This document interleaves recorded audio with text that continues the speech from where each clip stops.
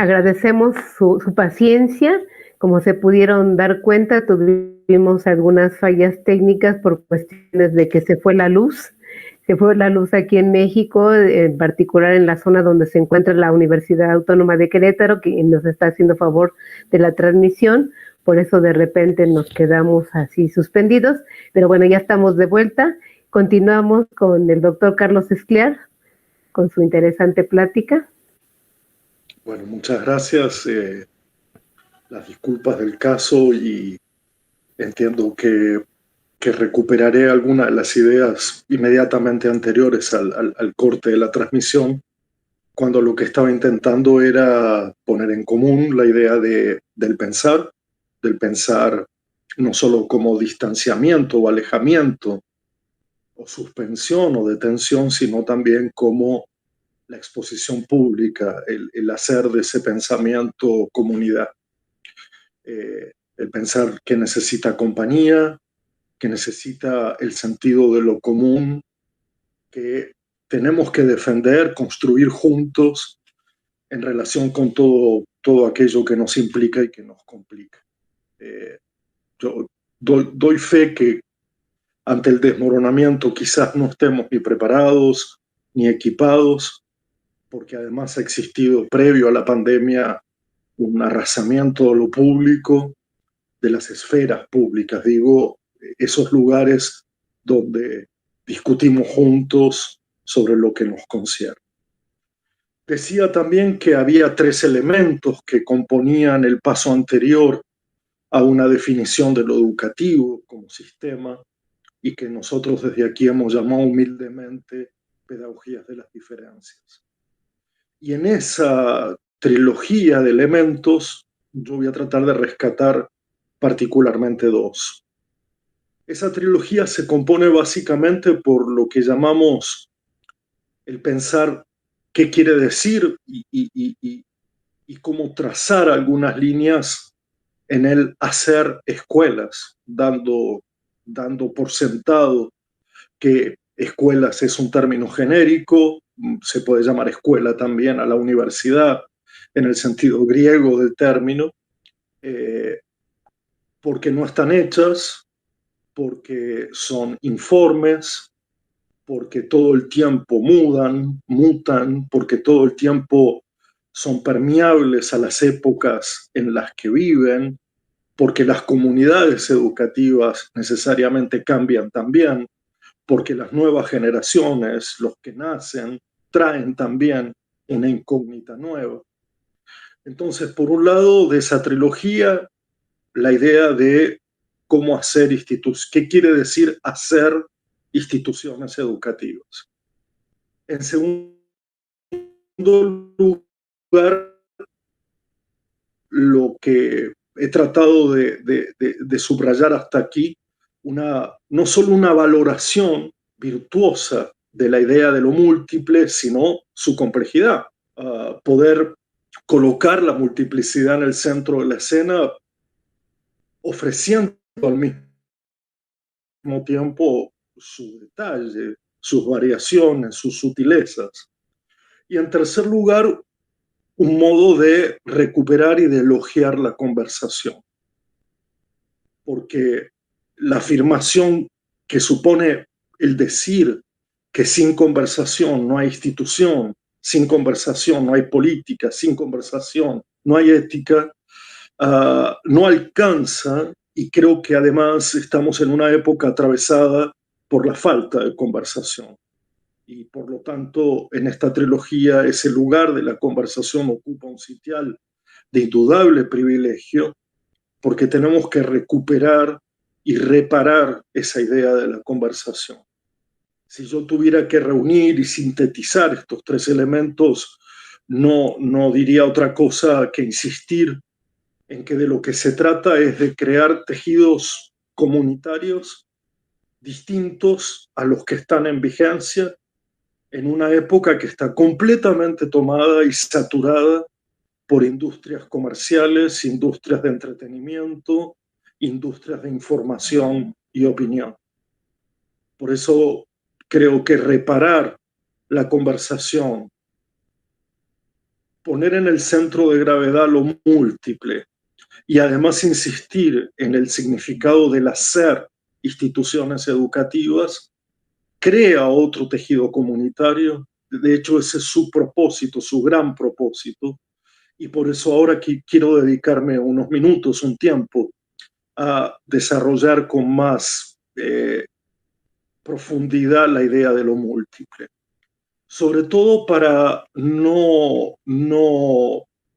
no quede pegado, vinculado o adherido a una rápida idea de complejidad, de teoría de la complejidad, ni tampoco para que esa idea de lo múltiple se vincule directamente a la inteligencia. De tal manera que quiero ir un poco más allá y a ver si acaso eso es posible. Porque para mí la idea de lo múltiple en educación tiene muchísimos sentidos. Y está claro que en principio esa idea está allí, o hay que instalarla allí para oponerse con contundencia, con mucha claridad a la idea de lo uno, o si ustedes quieren, a la idea de el sí mismo, o incluso en términos más filosóficos, a la idea de mismidad, que es lo que se repite siendo autorreferencial, o incluso más, lo que se repite siendo autorreferencial, que confunde o cree que el propio mundo es todos los mundos y que la propia vida representa todas las vidas. Yo creo que aquí ustedes pueden ver con una cierta claridad ese parentesco tan claro, tan evidente, tan notorio que puede existir entre lo uno, lo uniforme, lo único. Que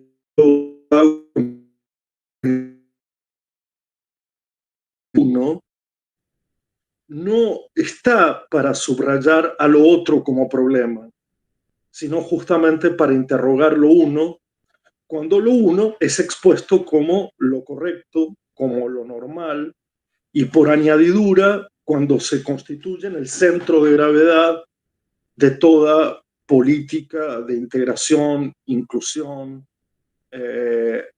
afirmativas, etc. Hago enseguida una diferenciación que yo siempre necesito hacer entre la lógica jurídica, que consiste en reconocer, identificar al otro, y el gesto de acompañar, que aquí se parece a habilitar, a dar paso, a escuchar, a dejar pasar, a dar hospitalidad, a no impedir, y si se quiere todavía de una manera más radical, a no juzgar, sino a formar parte de una conversación que a mi modo de ver es ética cuanto estética, y que esa conversación tiene que ver sobre el mundo común y la vida que tendremos. De algún modo, el mundo de lo múltiple y la vida posiblemente múltiple. Lo múltiple, además, y si me siguen en este razonamiento, multiplicar el uno todas las veces que se quiere, como si fuera la pluralidad de uno mismo, sino que debe relacionarse con otra idea, digamos, a mi modo de ver, distinta, porque si bien sabemos que multiplicidad, por definición de diccionario, significa diversidad, variación, pluralidad, en términos filosóficos también puede significar la diferencia de, si yo pudiera ahondar una variación de lo humano, entendidas todas las variaciones como excepciones. De hecho, el término latino multiplicitas significa dar paso a excepciones incontables, que no se pueden contar, es decir, no tienen fijar como identidad. todavía más. Si yo no quisiera considerar ninguna oposición entre lo uno y lo múltiple, entre la diferencia y la identidad, si solo pensáramos en la existencia de la multiplicidad, en los términos de lo excepcional que acabo de mencionar, se nos abre el juego de aquello que dos filósofos, o un filósofo y un psicólogo, como Deleuze y Guattari, llamaron rizoma. El rizoma,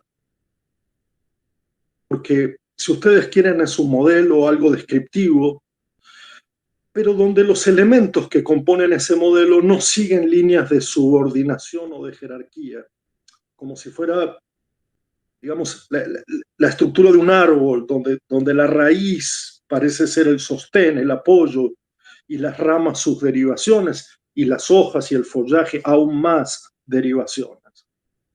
En este caso, traigo la idea de rizoma porque de alguna manera es un modelo donde cualquier elemento puede afectar e incidir sobre. Le quiero centrarme en una en particular que tiene que ver con su potencia evidente en la idea de la educación. Y aquí lo múltiple no solo quiere decir multiplicidad de excepciones, de individuos, de diferencias que componen lo escolar, lo universitario, ni tampoco alude a las múltiples formas de enseñar ni de aprender o a las múltiples metodologías didácticas, currículum, sino que también, además, tiene que ver con la multiplicidad de formas, de tiempos y de espacio que vuelven excepcional cada comunidad educativa. Y entonces, centrándome en esta idea, en la potencia de lo múltiple para ser institución, digo, en primer lugar, que desde lo más evidente a lo menos evidente, que existen múltiples tiempos o múltiples experiencias temporales que conviven dentro del mismo tiempo institucional. Las diferencias de edad, las diferencias de generación, las diferencias en la experiencia del pasado, del presente, de lo contemporáneo, del porvenir, la diferencia entre los tiempos de clases, tiempos de recreos, tiempos en las diferentes disciplinas, los tiempos matemáticos, los tiempos históricos, los tiempos literarios, también los tiempos de juego, los tiempos de trabajo, los tiempos de estudio. Y básicamente creo que vale la pena retratar desde el punto de vista de su potencia educativa esa diferencia entre la multiplicidad de tiempos libres y tiempos ocupados. En segundo lugar, esta idea de lo múltiple va a aludir a otra cuestión, que es poner en el centro del debate la tensión que existe entre la función de la institución o de las instituciones y las formas de las instituciones. ¿Por qué traigo a colación esta suerte de debate histórico, pero que con la pandemia se radicalizó o se actualizó y que aún queda pendiente un debate profundo y fecundo? Es que la idea de función tiene que ver en general con una idea de preparación. La idea de función, que es externa, que es social, que le es atribuida a las instituciones, se está moviendo en el escenario de lo que prepara a unos individuos que supuestamente aún no están preparados para hacer otra cosa que lo que no son. De alguna manera, esa es la discusión funcionalista. La institución sirve para formar individuo y comunidad para el futuro, para el mercado, para el trabajo, para la ciudadanía, para la democracia. Pero del otro lado aparece la notable idea de la forma de las instituciones, tan distinta a otras, a pesar de la existencia de una tendencia a hacer parecer las instituciones educativas cada vez más como centros comerciales, como campus, etcétera, etcétera. Yo creo que hay una diferencia entre la función de preparar y la forma de cuidar. Para decirlo de otro modo, me parece que en la forma, que son múltiples, y las funciones, que son múltiples, lo que sintetiza la función es la preparación y lo que sintetiza la forma es el cuidado. Cuando hablamos de cuidado, hablamos de compañía, hablamos otra vez de conversación, hablamos otra vez de crear tejidos sociales y comunitarios distintos, porque en su forma las instituciones deberían estar allí para cuidar a todos aquellos que han caído durante una crisis, cuidar pequeñas políticas cuando la gran política se desmorona, cuidar la tierra cuando el planeta se destruye, cuidar todo lo que fue olvidado, ignorado, desechado, cuidar a la juventud de la aceleración, de la industria publicitaria, de alguna manera cuidar de los femicidios, cuidar del conocimiento o del saber solo vinculado a la utilidad, o del lucro o del provecho, cuidar la invención, cuidar la creación de los modelos empresariales de innovación y creatividad, y cuidar el tiempo libre del tiempo de trabajo. Por eso traigo a colación esta discusión, porque la mayoría de nosotros insistimos en ser funcionalistas, y lo digo con muchísimo respeto, yo mismo sostengo y mantengo un debate a propósito de la función de las instituciones públicas, pero en los últimos años me he dedicado yo y tanta otra gente a detenerlos en la forma de las instituciones, donde allí parece ocurrir algo parecido, algo distinto, quiero decir, a la función que supuestamente se arroga o se pretende. Sin duda que estas ideas que debaten entre la función y la forma, y a la que muchos ascribimos, repito, la idea de forma nos viene inspirada por toda una línea de pensamiento que quizá comience en Jacques Rancière, un filósofo, cuando afirma taxativamente que la escuela como institución genérica no es un lugar definido por su función social externa, sino que es una forma de separación.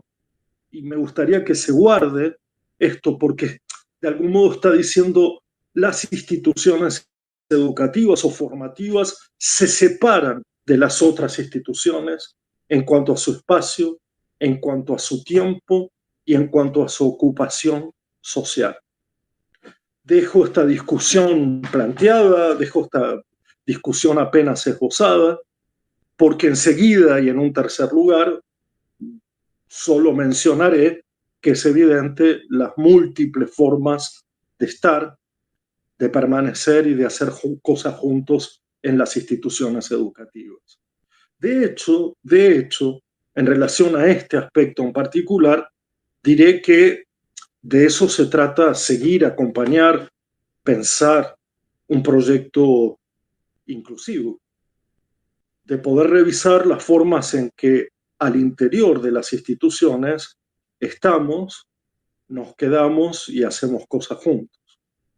Lo que antes en términos un poco especializados y extranjeros era accesibilidad, permanencia, y que siempre yo había tratado de agregar y diferencia, es decir, efectos singulares, hoy creo que se puede retratar de una manera mucho más exacta a través de esta situación, que es desgranar, analizar con mucha conciencia, con mucho detalle, eso que llamamos formas de estar, formas de permanecer y formas de hacer cosas juntos. las tres no son pasos progresivos, las tres conviven.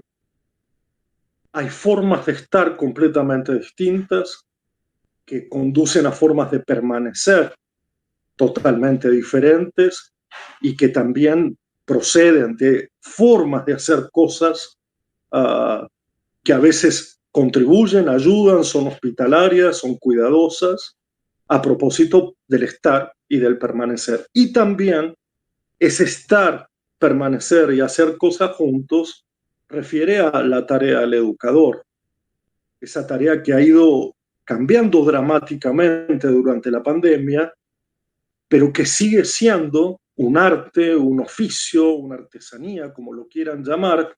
Yo diría que no una técnica, que consiste en elaborar y reelaborar permanentemente ese cómo estamos, cómo nos quedamos, cómo permanecemos y cómo hacemos cosas juntos. Es cómo y es qué y es por qué al mismo tiempo. Es la idea del sentido del estar, también el sentido del permanecer y el sentido de las cosas que hacemos juntos, que no se parecen en nada a otros lugares, espacios y ocupaciones sociales y que por eso constituye mucho más una separación con respecto a los tejidos en vigencia que una, ¿cómo decir?, adherencia o apego a los tejidos vigentes actualmente.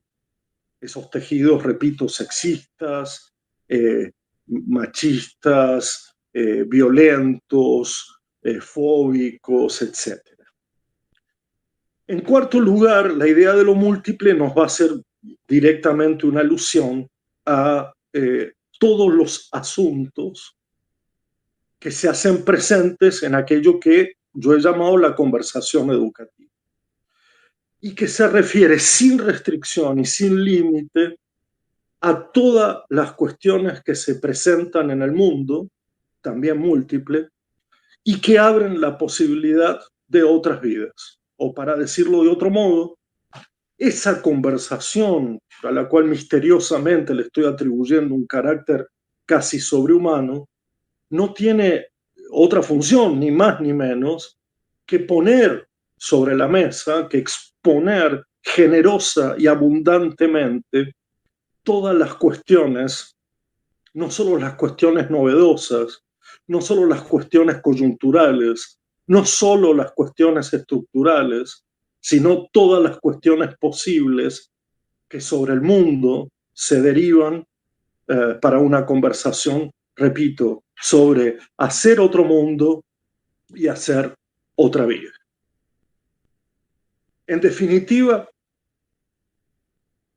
todas estas maneras que he tratado de describir lo múltiple no hacen más que mejorar o darle un aspecto más nítido a la expresión hacer escuelas, porque de algún modo estamos mostrando el carácter interminable, el carácter inagotable, esa propia capacidad de cambiar de las comunidades educativas. Y lo digo en especial alusión a esa sensación permanente de que el sistema es inmutable, de que las instituciones parecen no poder cambiar, cuando en realidad su propia vigencia, su propia vitalidad consiste en esa masa informe que es una institución. Es informe porque no tiene una forma definitiva, ni consagrada, ni última a la cual llegar. Porque, repito, la idea, las instituciones laten no solo a la par de su época, a la par de su tiempo, porque si fuera solo a la par de su tiempo serían entendidas como empresas sencillamente, sino que respiran también de una idea del pasado, de la memoria, de la historia y una idea del porvenir con la cual también se comprometen. El desapego con el pasado y el porvenir o el apego únicamente al futuro marcarían también una cierta incapacidad o una cierta indiferenciación o, lo que es peor, la incapacidad de algunas instituciones por separarse de su época. También dejaré planteado aquí la pregunta, la cuestión de si la función de las instituciones educativas es parecerse a la época mayúscula en la que viven, o si por su forma comunitaria, múltiple, transversal, democrática, plural, no suponen justamente un modo de desapego, de distanciamiento con la época para verla de otra manera, o si ustedes quieren, instituciones que llamamos claroscuras, en el sentido que no solo se dejan guiar por el brillo de la novedad, por el brillo de lo nuevo, sino que además son capaces de reconocer y de habitar las sombras y las tinieblas de una época determinada. Por eso insisto que si por la función definimos un poco esta idea de apego a la época, de dar cuenta de lo que la época reclama a los individuos y a las comunidades, por otro lado su forma tan separada del resto de las prácticas sociales y culturales, tal vez permita una forma de rebeldía, una suerte de rebeldía con respecto a la época. Decía o dicen los pedagogos belgas con los que hemos trabajado tanto, Martin Simons y Jean Machelain, en un libro que hemos traducido al castellano, Defensa de la Escuela, que el acto más importante que hace institución educativa tiene que ver con la suspensión de un presunto orden natural. Y esto a mí me parece esencial para el trabajo que pretendemos hacer. Es decir, nuestras instituciones no pueden adoptar el orden natural, el presunto orden natural con el que venimos al mundo, porque ese orden natural ha creado y fabrica y produce cada día más profundas desigualdades, sobre los cuales las instituciones educativas no pueden operar como meros replicantes, sino que lo que deben plantearse es su interrupción, es decir, la interrupción del orden natural desigual. Históricamente esas instituciones daban a los individuos y a las comunidades justamente para interrumpir el orden desigual del nacimiento y de la sociedad, un tiempo no productivo o no ligado a la productividad, a todos aquellos que no tenían derecho a reivindicarlo. Y lo que hizo la institución educativa fue dar un tiempo y un espacio aparentemente desvinculado del tiempo y el espacio de lo social y del hogar. Eso de una forma distinta.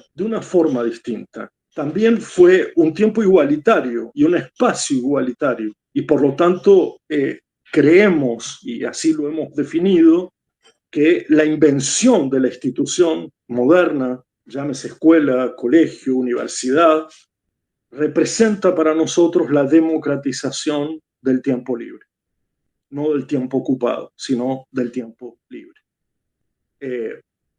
Fue en aquel famoso libro El maestro ignorante de Jacques Rancière donde se construyó una idea emancipatoria de las inteligencias y su igualdad. Fue allí donde se planteó esa ficción que hay que verificar todo el tiempo sobre si somos iguales, si podemos ser iguales, si existe la igualdad. Yo no estoy diciendo aquí que somos iguales, sino que quizá podamos serlo. Por eso creo en la educación como aquel factor que provee una cierta idea de igualdad completamente distinta a la homogeneidad, uniformidad, etc., o normatividad, etc. ¿Y cuál es esa idea emancipatoria de la igualdad?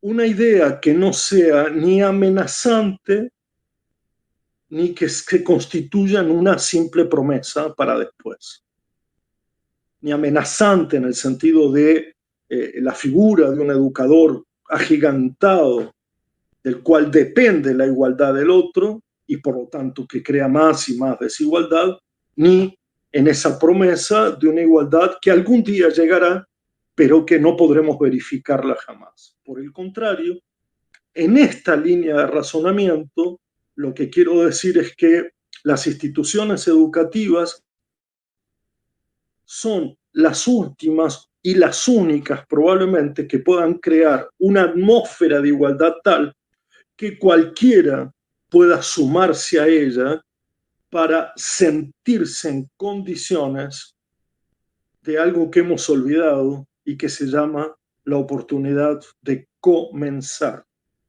la oportunidad de sentir que estamos delante de un reinicio, la oportunidad de formar parte de una experiencia donde no seamos juzgados por una falsa biografía, por una falsa historia, por un etiquetamiento, por un diagnóstico.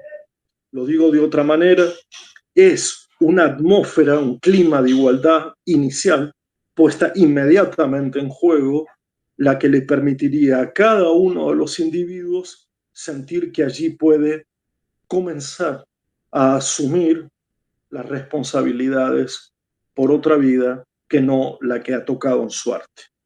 ¿Y por qué esta atmósfera de igualdad?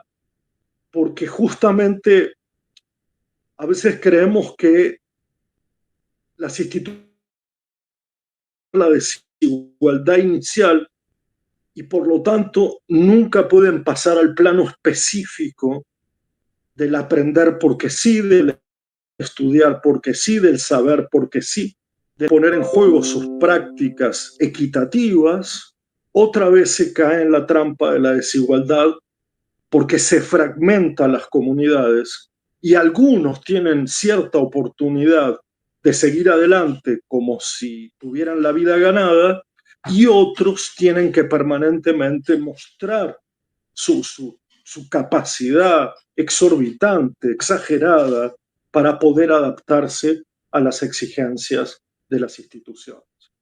En ese sentido es que creo que podríamos comentar que de alguna manera la pregunta está ahora casi del lado de la universidad y no del lado de la discapacidad.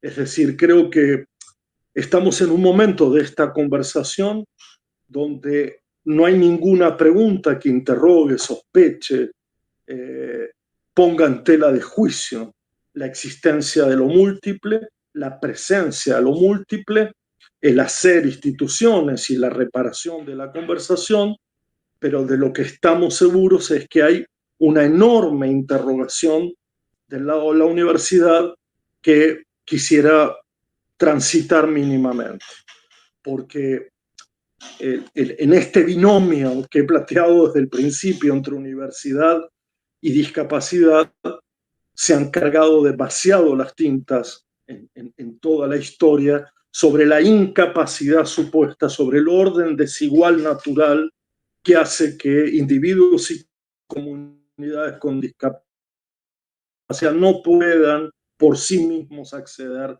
a la universidad.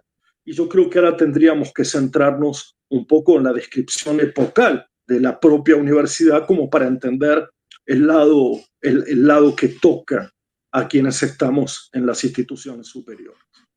Porque yo no me dejo de sorprender de un sistema tan naturalizado como la educación superior, que crea extremas formas de adaptación y no me deja de sorprender su propio artificio. Tengo la impresión que eso que se llamó en una época las altas casas de estudio parecen conservar en líneas generales hoy su pretensión de jerarquía, su estatuto de jerarquía, de altura, de encubrimiento, pero al mismo tiempo han perdido su carácter de casa, de hogar, de atmósfera, de hospitalidad, de acogida. como también han perdido en gran medida ser esos lugares destinados al estudio, a la lectura, a la escritura, es decir, de poner en juego aquel antiguo gesto de pensar, leer y escribir, que luego se convertirá en un gesto inmediatamente comunitario, político, a propósito de eso que lo público y sobre las formas de poner en común lo pensado, lo escrito y lo leído. ¿Por qué la universidad llega a este punto? Es una tarea muy compleja. He escrito algunos textos a ese propósito, pero de alguna manera muestra el desaliento por una actualidad tan ligada a la hiperproductividad, a la novedad, al saber tecnológico, a la tiranía de las prácticas evaluativas, que transformaron últimamente de una manera muy acelerada una institución que sostuvo hasta hace poco una política pública del saber y de la cultura democrática en una estructura que cada vez más se adecúa al provecho, al utilitarismo del mercado y del trabajo. Entre otros detalles, la tiranía del método, el lenguaje académico, la razón evaluadora, la dependencia de la financiación según los rankings, la sumisión de los jóvenes a las prácticas de publicación, las clasificaciones mercantilistas de investigadores, de investigaciones, de revistas, de editoriales, el género extraño y solitario de las tesis, abandonadas luego en las bibliotecas de las universidades, nos llevan a una serie de preguntas que dejaré por el tiempo que tenemos por delante apenas formulada. Y es la pregunta por ¿a qué vamos a la universidad? ¿Se va a la universidad para saber mucho? ¿Se va a la universidad para ensayar formas de vida? ¿Acaso se va a la universidad para dar otro pulso a ese misterio que es el vivir? ¿Y qué hacemos con la universidad? ¿Y qué hace la universidad con nosotros? ¿Qué somos en esas casas de estudio donde estamos? Yo solo quiero retratar una vieja idea, no por eso anacrónica, de un ensayista argentino al cual quiero evocar aquí para cerrar esta parte, si a Mónica le parece bien, cerrar esta parte por el tiempo que ha sido dado al encuentro, que es aquello de Diodoro Roca, que en 1918, en un discurso encendido, decía aquello de ir a nuestras universidades no a pasar por ellas, sino a vivir. Ir a formar allí el alma que irradie, esperar que de la acción recíproca entre la universidad y el pueblo surja nuestra real grandeza. Son expresiones que parecen muy de otra época, son palabras muy rimbombantes, muy encendidas, pero que plantean la universidad como lugar de vida y no solo como lugar de pasaje. Y en esa diferencia entre vivir y estar de paso, tomar absoluta conciencia de esa atmósfera de igualdad que lo que va a permitir es no solo la convivencia, sino también la experiencia de una multiplicidad presente y disgregada en toda la comunidad, pero que en las instituciones se reúne, y por esa reunión, por ese estar, por ese permanecer y hacer cosas juntos, es que tenemos la esperanza de que haya otros tejidos comunitarios que no, repito, los tejidos violentos, autodestructivos que están hoy en vigencia fuera de las instituciones educativas. Bueno, me gustaría dejar aquí, sabiendo de antemano todo lo no dicho, todo lo que pude haber dicho y no dije. Lamento la interrupción en medio. Sé que hay, bueno, muchas posibilidades de debate, de discusión, y por eso creo conveniente darle la palabra a Mónica para poder de alguna manera entrar en una conversación para que la experiencia del pensar no sea monológica ni doctrinaria, ni acabe siendo una verdad técnica o neutral, como dije al principio. Muchas gracias por la atención y aquí disponible para la conversación que vendrá. Muy bien, muchas gracias, Carlos. Al público les recordamos que, bueno, tienen ahí en plataforma la posibilidad de enviar sus comentarios y preguntas para el doctor Carlos a través del foro. Tenemos, Carlos, 2 comentarios, no nos han llegado preguntas como tal, pero sí 2 comentarios.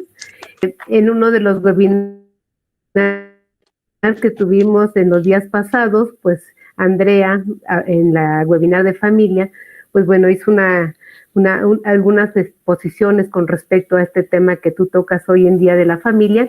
Y bueno, el comentario dice: excelente, Andrea realizó una inversión y reconversión del tema de familia. Siempre se habla de familia hacia él, la o los hijos. Y Andrea puso en la mesa la visión de los hijos hacia sus padres. Asimismo, el planteamiento de quitar la I con 2 elementos, la familia, él o la hija, persona con discapacidad, y plantear una unidad y con todo en singularidad de cada miembro. Esto en relación a lo que decías, ¿no? En esto de lo múltiple, en esto de la relación. No sé si quieres comentar algo, Carlos, con respecto a... No, que me parece que se entendió el sentido que le quería dar al múltiple, okay. Justamente, y en esa no jerarquización de los elementos nos habitó, porque esa jerarquización generalmente acaba siendo un instrumento de poder y de sometimiento. Claro.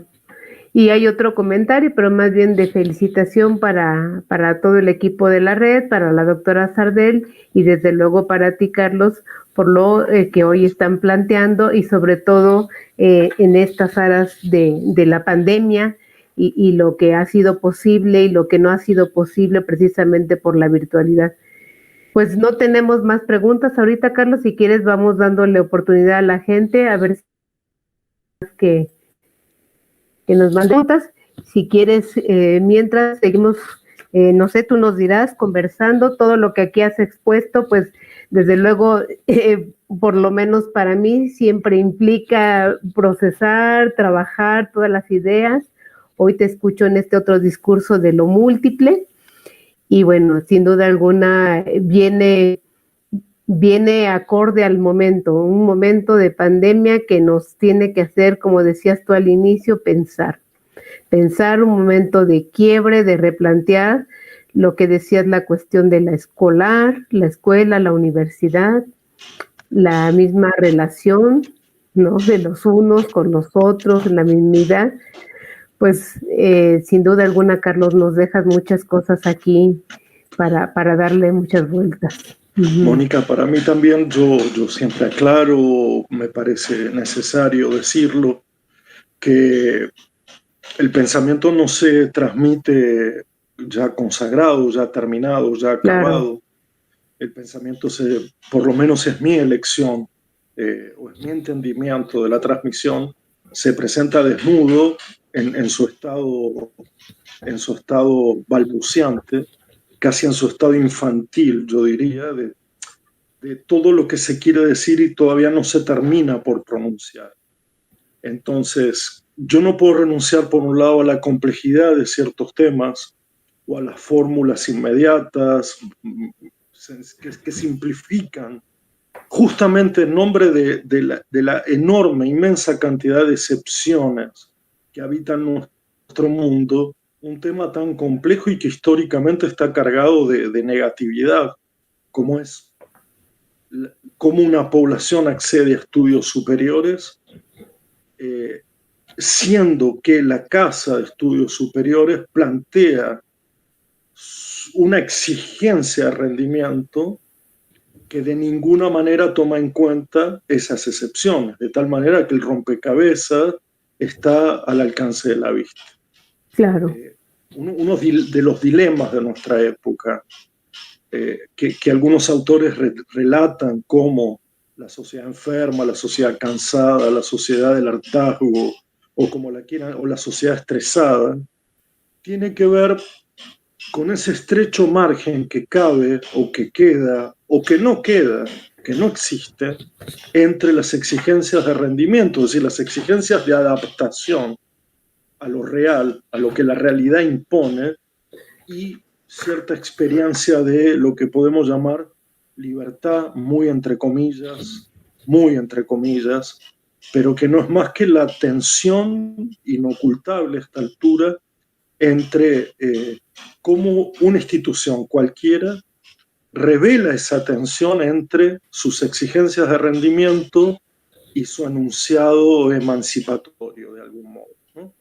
Aquello que podríamos llamar convocar a los estudiantes a una experiencia de su propia libertad, como es ir a la universidad, pero al mismo tiempo cercenarlos en la exigencia de rendimiento. Claro. Esa tensión es inocultable, se padece, no se resuelve y a veces lleva a situaciones de conflictos muy serios, tales como la inadaptación, digamos, la imposibilidad de adaptarse, el no dar cuenta de las exigencias de rendimiento y el renunciar a una experiencia formativa en nombre de ello. De tal manera que ahí tenemos una tensión que es estrictamente de la universidad o de cualquier institución educativa de la actualidad. Definitivamente. Pues bueno, Carlos, felicitaciones. Sí. ¿Puedo hacer una pregunta?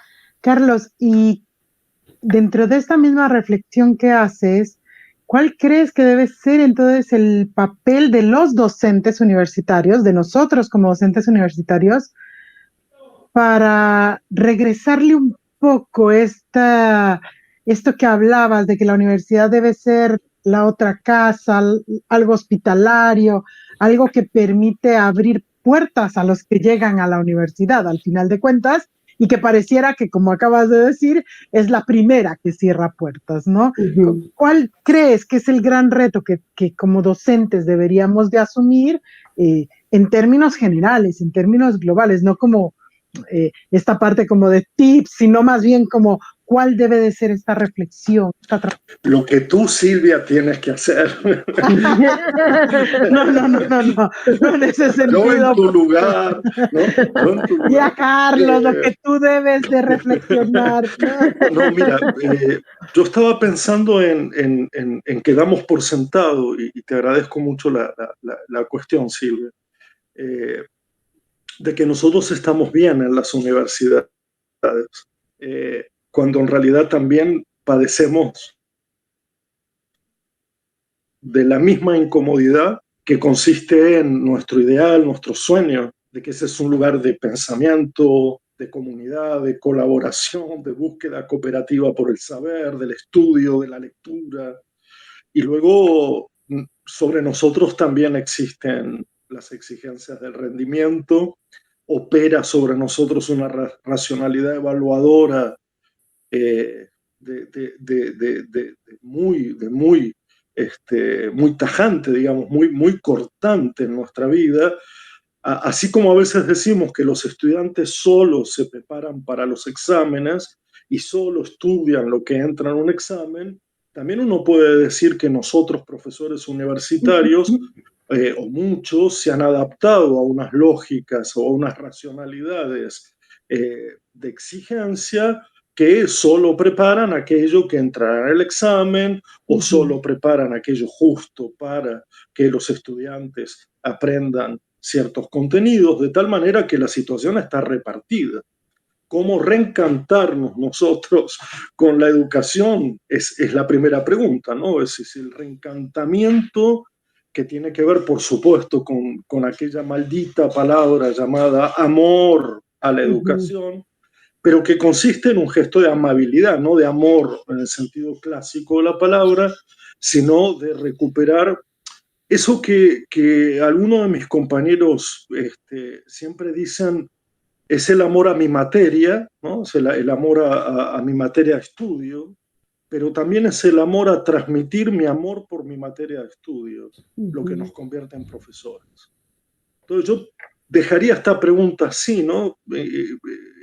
No para dejarla al lado subjetivo, impreciso, totalmente azaroso del amor, porque estamos en un sistema, pero es cierto que como sufrimos las mismas cosas en otro nivel que los estudiantes, lo que nos define como educadores es lo que debe ser resguardado. Y en mi humilde opinión, esa idea que nos resguarda es, al fin y al cabo, somos amantes de algo, de un tema, de una obra, de una disciplina, de una narración, de una ciencia, de un conocimiento, pero lo que nos hace profesores es elaborar y reelaborar permanentemente ese vínculo apasionado con algo, porque mira Silvia, y esto me hiciste acordar una pregunta que ayer me hacía una periodista. Si aprender se aprende en cualquier lado, porque el mundo se ha vuelto una máquina de información. ¿Qué distingue una escuela, una universidad, un museo, un centro comercial, la calle, un club, si se aprende de cualquier lado, incluso si se aprende individualmente, incluso si cada uno puede decidir aprender o no aprender y aprender qué? La forma de la institución, la forma comunitaria de la institución es lo que cambia todo. Porque no solo se trata de acopiar información, no solo se trata de aprender, sino que de lo que se trata es de conversar sobre los efectos que producen ciertos aprendizajes en la vida de todos.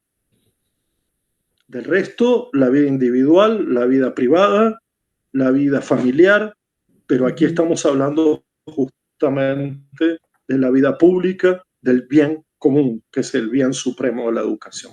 Perdón si no te contesté tan directamente, pero me acordé. No le dijiste lo que tenía que hacer. Ok, bueno, Carlos, mira, ya llegaron preguntas, ya se movilizaron. Aquí en el chat también te puse una pregunta. Si quieres empezar con las que te puso ahí Silvia, y ahorita te paso otras que tengo acá. Dice, pregunta Juan David, el tipo de cuidado que nos propones es diferente al cuidado que supone un poder y un sometimiento del cuidador al sujeto cuidado.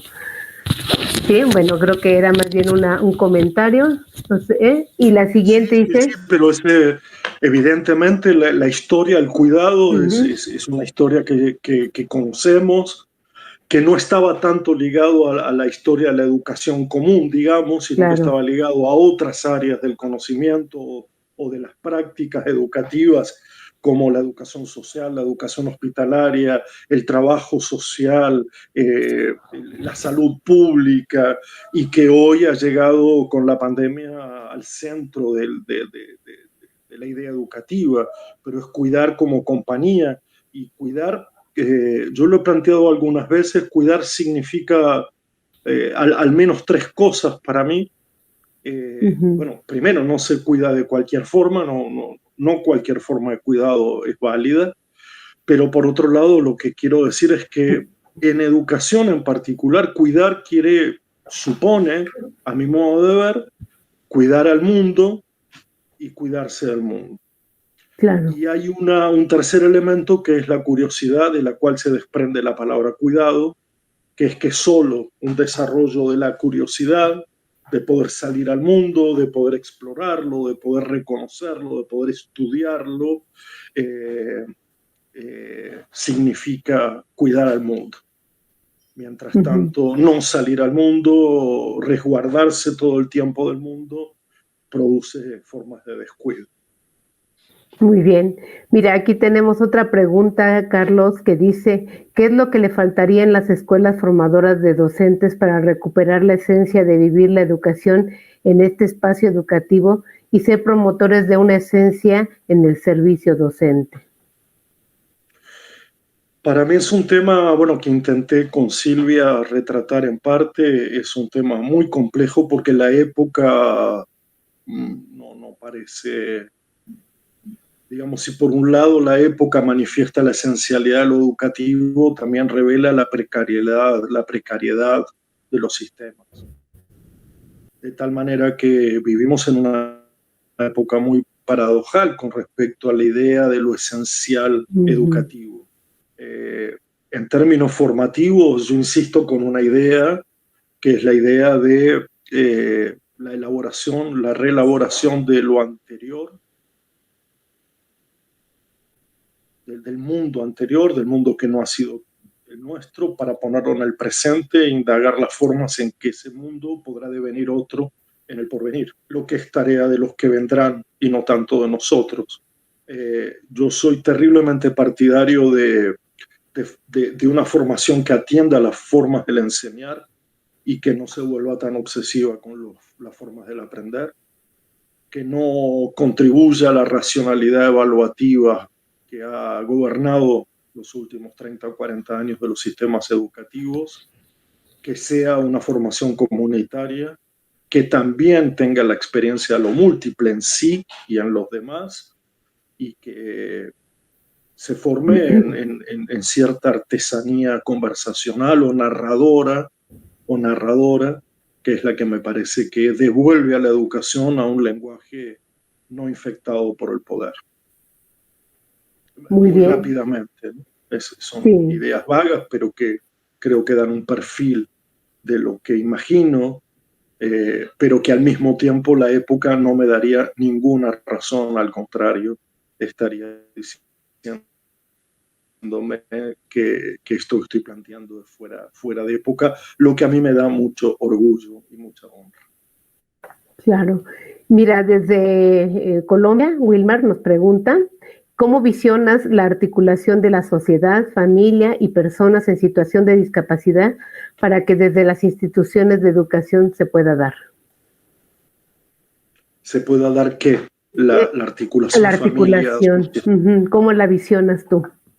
¿Cómo la imaginas tú desde estos planteamientos que nos estás compartiendo? Yo he pasado por varios estadios en la idea de relación entre familia, discapacidad y sociedad más alargada, ¿no? O incluso en la relación directa entre familia e institución educativa en términos generales. Y he pensado por un momento en la continuidad y por lo tanto en cierta compañía entre ambos elementos. Después he pensado más bien en una ruptura.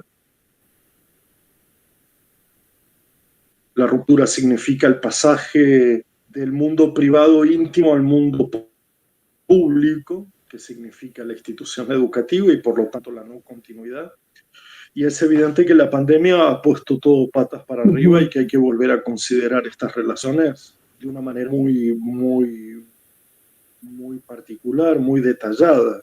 Yo creo que no hay que olvidar que lo que la pandemia reveló y que todo el mundo conoce, digamos, pero lo que arrojó a la superficie fue la profunda desigualdad, sí, de la conectividad, sí, del acceso, eso sí. Pero hay otra que es que nos hemos dado cuenta un poco ahora en que ha habido algunas experiencias de regreso, de retorno a las instituciones, de retornos presenciales, y es que las condiciones institucionales están muy centradas en su carácter privado, público y especial todavía. Más allá de las políticas de inclusión de las últimas décadas, los que todavía no han podido regresar han sido los estudiantes llamados de educación especial, porque en los servicios todavía hay mucha precariedad e imposibilidad de mantener los protocolos que salud pública determina. Y esto demuestra una vez más que hay una desigualdad naturalizada extrema aún en épocas de inclusión. Y esto lo digo porque donde más testimonios hubo durante la pandemia de vacío, ni de continuidad ni de discontinuidad, ha sido los estudiantes de educación especial sean incluidos, estén en servicios aparte, en escuelas especiales, en proyectos de inclusión específicos, como quieran llamarlo, pero en el fondo de la información a propósito cotidiana de la pandemia, el acceso a la información, a lo que significaba la vida durante la pandemia, ha dependido otra vez del carácter individual, privado de las familias, y con mucho esfuerzo de los educadores y de las educadoras, pero claramente en condiciones de precariedad, ¿no? Entonces creo que en ese punto estamos otra vez, que no es la misma vez, pero es otra vez, y creo que lo que será de aquí adelante es reconstruir o reinventar, prestando mucha atención a estas diferencias peyorativas, negativas, que hacen que cuando todo vuelve, el mundo de lo privado, de las escuelas, instituciones privadas, se adecúa perfectamente, el mundo de lo público depende un poco de su estructura, y el mundo de lo especial, público, queda completamente desarticulado. Es por lo menos la experiencia que hemos visto en esta parte de la región. Ok, muy bien, Carlos. Pues bueno, aquí tenemos otra pregunta que dice: ¿de qué manera el COVID impactará en la constitución subjetiva ya tan averiada por esta crisis de tomarnos unos de los otros como instrumento o medios para el mito de la promesa que enarboló la modernidad, crecimiento, la ciencia puntual del desarrollo, progreso y felicidad del hombre? La modernidad creó eso, creó unos monstruos que somos nosotros, y creó sus propios hijos, ¿no? Quiero decir, hay un libro famoso de Peter Sloterdijk que se llama Los hijos de la modernidad, y que de alguna manera lo que revela es esa falsa idea de que para los modernos hay una sensación de que todo se resuelve hacia adelante, en el futuro, en el progreso. Y yo siempre digo aquello que me hace recordar María Zambrano, mi filósofa educadora de cabecera: no hay condición infrahumana peor que creer que todo conocimiento deba ser lucrativo y que todo progreso deba ser tecnológico. Si nosotros considerásemos que la pandemia reveló nuestra absoluta soledad, debilidad, fragilidad, también mostró nuestra absoluta interdependencia. Sí. Esto no tiene que ver con los discursos optimistas o pesimistas, o la falsa disyuntiva entre si seremos mejores o peores, porque hay mucha gente que se ha enfermado y muerto, y por lo tanto no es ninguna oportunidad. Pero sí lo que digo es que pone de manifiesto, pone en escena, pone en situación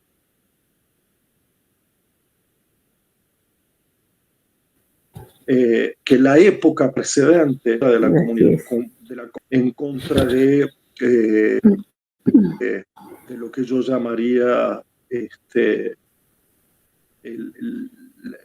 la libertad para usar el tiempo comunitario de una forma más liberada y poder tomar decisiones sobre nuestras propias vidas. Sí, pues tienes toda la razón. La pandemia no hizo más que mostrar lo que ya estaba, Carlos. Hay otra pregunta que va inmersa en un comentario que dice: en la conferencia inaugural de Beatriz Miranda y de Benjamin Mayer nos planteaban la posibilidad de pensar la interpelación del otro, la otra, los otros, como una forma de pensar que permite la apertura al mundo, a los sentidos, a nuevos escenarios, a nuevas formas de sentir. ¿En qué sentido lo múltiple es posible en cuanto nos interpela?